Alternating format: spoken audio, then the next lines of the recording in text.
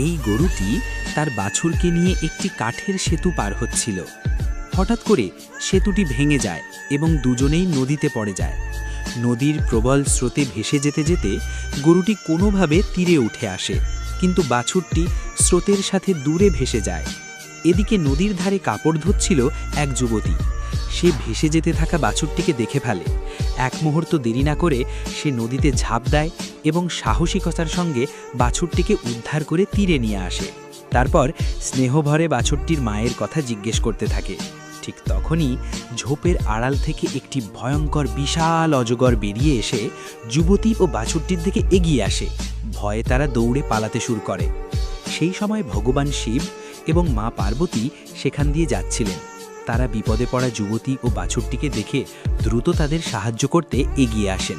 তারপর ভগবান শিব ও অজগরের মধ্যে ভয়ঙ্কর লড়াই শুরু হয়।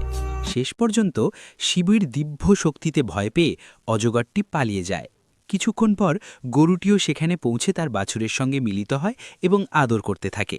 কিন্তু হঠাৎই যুবতীটি আবেগে কেঁদে ফেলে, কারণ তার এই সাহসিকতার জন্য এখনও কেউ লাইক ও সাবস্ক্রাইব করেনি।